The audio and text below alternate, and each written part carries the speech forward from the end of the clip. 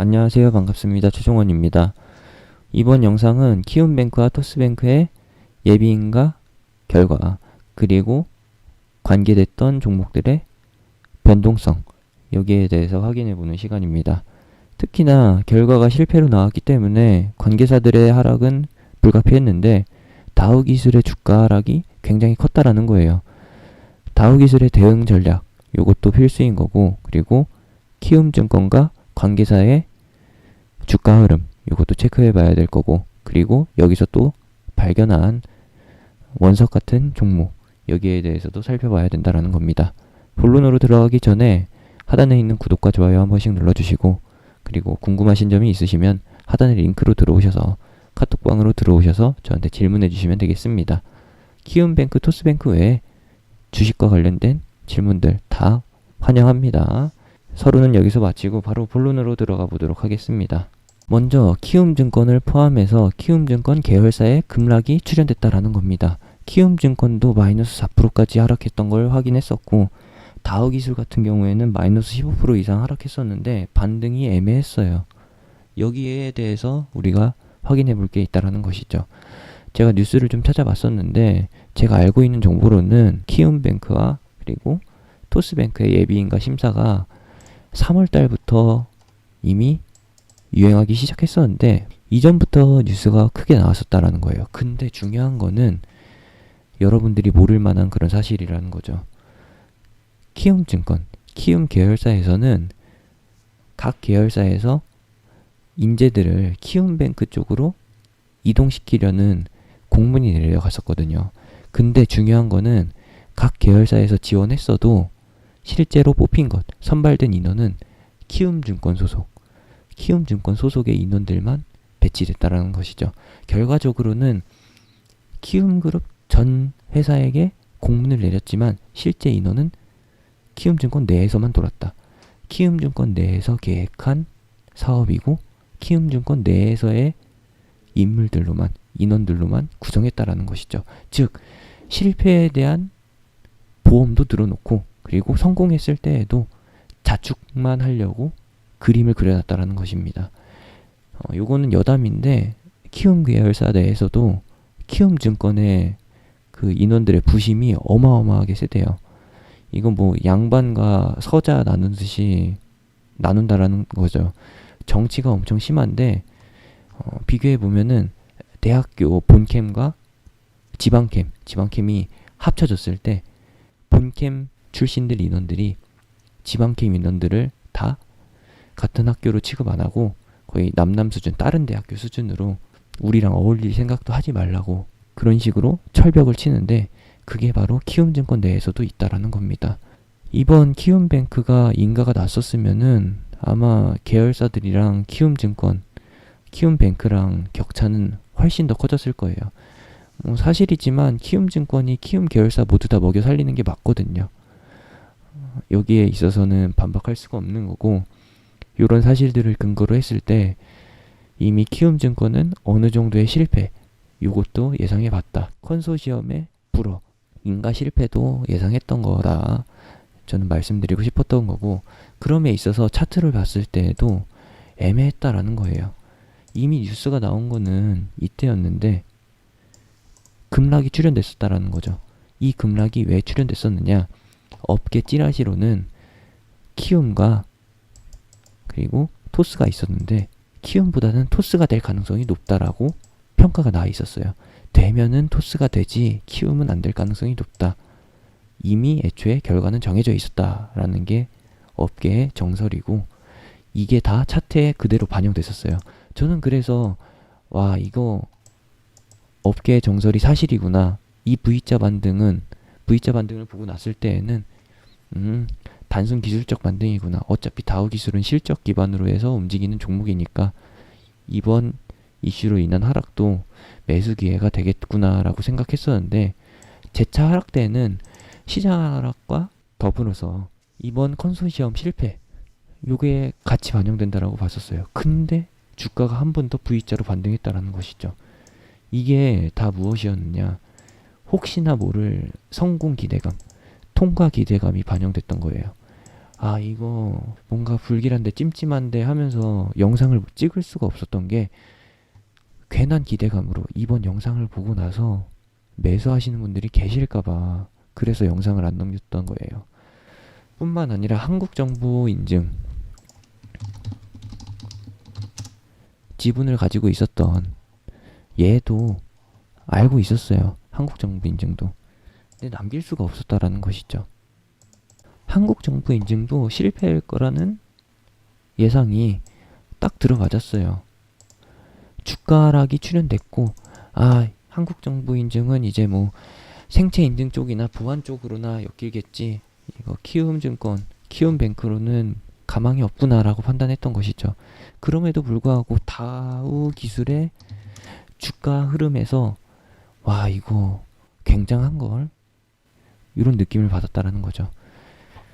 제가 계속 키움증권을 시장의 지표로 말씀드렸었는데 이번 하락에서도 양봉 전환을 보이면서 굉장히 강한 면모를 드러냈어요.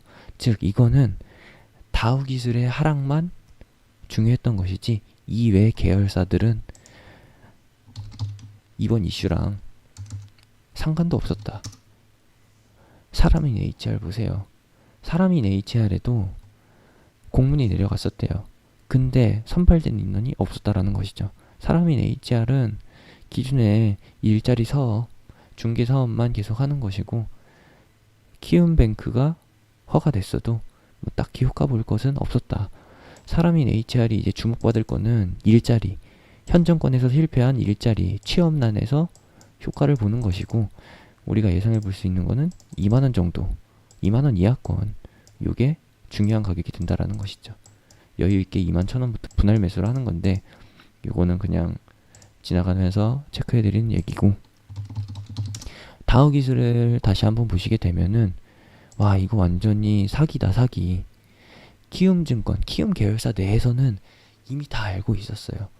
업계에서도 다 평가를 내렸었고 누가 봐도 토스의 범용성, 이미 점유율을 높게 차지하고 있기 때문에 되더라도 토스가 될 거라는 게 사실이었던 거죠. 알고 있었는데도 주가가 이렇게 올랐다는 거는 개입이 있었다. 정보를 활용해서, 그리고 개미들을 꼬드겨서 이렇게 한 방 먹일 생각을 하고 있었던 것이죠. 안 그래도 5월달 포트폴리오 수익률 채우는데 할만한, 포트폴리오를 채울 만한 종목이 없어서 곤란하던 참에 키움뱅크, 인터넷 전문은행 컨소시엄 허가 결과 발표가 재물이 됐다라는 거예요. 그 재물 안에, 그 재단 위에 다우 기술이 올라갔던 거고, 여기에는 대차거래도 있고 공매도도 포함되어 있습니다. 공매도 현황을 봤었는데 정확하게 확인되지는 않지만 근사치로 봤을 때 이 구간에서부터의 공매도가 있었어요. 그리고 나서 5월 중순부터 차익 실현이 진행됐다라는 것이죠. 공매도가 뭐예요? 내가 물량을 가지고 있진 않지만 없던 물량을 팔고 나서 낮은 가격에 다시 사서 되갚는다라는 거예요. 여기서 계속 공매도가 나왔던 것이고, 이 양봉 흐름에 속은 개인들은 추격 매수에 나섰던 것이죠. 결과적으로 보면은 이 주가 흐름도 돌아오게 돼 있어요. 박스권 흐름이기 때문에 돌아온다라는 거예요. 다만 25,000원까지의 단기적 회복은 어렵다라는 것이죠. 왜? 공매도 물량과 대차 물량이 섞여 있기 때문에. 제가 말씀드리고 싶은 거는 17,000원까지도 갈 수 있는데 18,000원까지 오면은 아, 이거는 믿져야 본전으로 매수하시라는 거죠. 그 근거는 어디에 있느냐? 다우기술 사업보고서에 있었다라는 것이죠. 다우기술 사업보고서를 보시게 되면은 사업보고서 내에 주식 및 파생상품 거래, 시스템 운영, 그리고 증권 브로커리지, 시스템 운영, 프로그램 운영으로 해서 얻는 매출이 어마어마하다는 것이죠. 주요 사업의 대부분이 키움증권 거래 시스템에서 나온다라는 겁니다. 그럼에 있어서 키움뱅크가 허용이 안 됐더라도 다우 기술은 계속 박스권 내지는 우상향의 추세를 그릴 수밖에 없었다라는 것이죠. 다우 기술, 키움증권의 점유율 확대, 증권사 내에서의 1위, 단독, 독보적인 1위를 차지하고 있는 키움증권에 힘입어서 키움증권 견인차에 얹혀서 가는 게 바로 다우 기술이었다. 다른 계열사보다도 다우 기술, 다우 데이터가 효과를 보는데, 제가 봤을 때에는 이번 하락에서 다우 데이터의 하락은 그냥 단순 하락이고, 다우 데이터 같은 거래량 없는 종목의 반등보다는 다우 기술처럼 이렇게 시원하게 내려준 종목의 기술적 반등이 더 효과적일 것이라는 거죠. 파격적이고요. 재차 하락이 나올 수밖에 없습니다. 왜? 반등의 기대감이 없기 때문에. 모멘텀, 재료 소멸로 인해서 하락세가 나왔고, 사실 오늘 하한가가 나왔어도 따로 할 말이 없었어요. 차라리 하한가가 나와서 핫다가 가능하게끔 해줬어야지 더 시원했을 텐데, 조금 아쉽다. 못내 아쉽다라는 겁니다.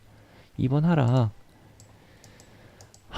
보유자분들 기준으로 했을 때에는 아쉬워요. 아쉬워. 여기서 N자형 파동으로 재차 하락파가 그려질 텐데, 이 구간에서 원형으로 표시한 구간에서 따라잡기보다는 재차 하락하는 것을 확인하고서 전저점 수준에 도달했을 때 예상해 볼 수 있는 반등 지점 18,000원이잖아요. 이 지점을 깼을 때 진입해라. 보유자분들은 단가 조절을 할 때 이 아래에서 진행하셔라라는 겁니다. 비중 30%, 40%이신 분들은 비중 한 10%만 진행해서 단가를 살짝만 낮춰주시고, 추가 매수한 물량은 다시 한번 이 음봉 하단 지점에서 매도를 해주시고 차익을 챙겨주시고 나서 그 다음에 다시 한번 본 물량의 청산을 노려보셔라 라고 말씀드리고 싶고, 손실을 0으로 만들고서 탈출하려는 그런 오만방자한 욕심은 버려주시고 마이너스 15%, 10% 이내에서 청산하는 것을 권장해 드립니다. 다우기술, 키움증권만큼이나 메리트 있는 종목이에요. 키움증권은 특히나 증시의 회복세에서 어떤 종목보다도 삼성전자보다도 더 확연하게 증시 회복에 따라가는, 지수 상승에 추종하는 종목이에요. 그렇기 때문에 키움증권 다음으로 움직일 수 있는 게 다우기술인 거고, 다우기술의 낙폭과대는 매력적이다, 노려볼 만하다라는 거 체크해 주셨으면 하고요.